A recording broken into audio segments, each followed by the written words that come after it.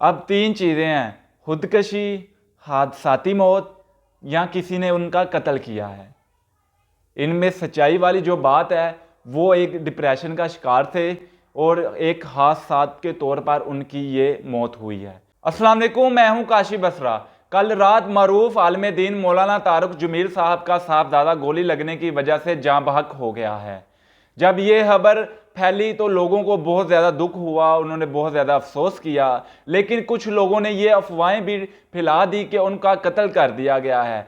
कुछ देर ये खबर चलती रही सोशल मीडिया पर कि उनका कत्ल कर दिया गया है। लोगों में ये भी आया कि वो उनका एक बहुत बड़ा ब्रांड है, उनका बहुत बड़ा नाम है, एक तो आलिम दीन है, कोई ना कोई उनका दुश्मन तो होगा। लेकिन ये जो खबर थी ये झूठी थी। जब वहां के डीएसपी ने तहकीकात की तो उन्होंने बताया कि उनको सीने में गोली लगी है, उनका किसी ने मर्डर नहीं किया, किसी ने उनका कत्ल नहीं किया।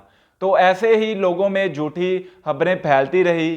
फिर उनके जो बड़े भाई हैं उन्होंने ऐसी जो खबरें गर्दिश कर रही थी वो देखी, उनको बहुत बुरा लगा कि हमारे बारे में नेगेटिव लोग ये खबरें, झूठी खबरें फैला रहे हैं। तो फिर उन्होंने मीडिया वालों को ये बयान रिकॉर्ड करवाया कि मैं इंतहाई मुश्किल से ये बयान रिकॉर्ड करवा रहा हूँ।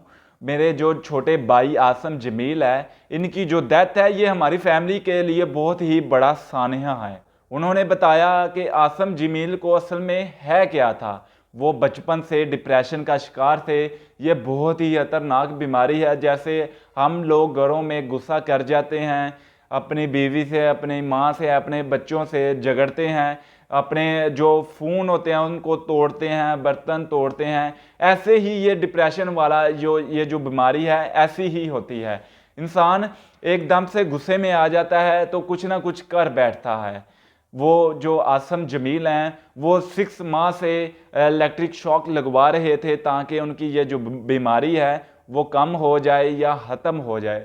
कल रात को बताया जा रहा है कि कल रात को वो घर में अकेले थे। वो सब जो फैमिली है वो कहीं गई हुई थी। वो एकदम से डिप्रेशन का शिकार हुए तो वो एक अपने जो सिक्योरिटी गार्ड हैं उनकी जो गन है उनकी वजह से उससे गोली निकली तो उनके सीने पर लगी।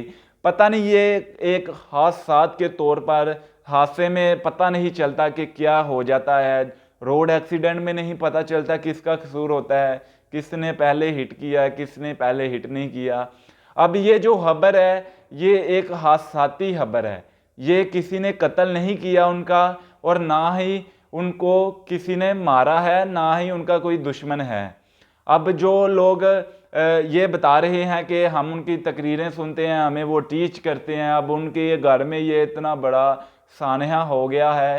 जिन लोगों ने ये खबर फैलाई है कि उनको किसी ने कत्ल नहीं किया, वो उन्होंने खुदकशी की है। अब तीन चीज़ें हैं, खुदकशी, हादसाती मौत या किसी ने उनका कत्ल किया है।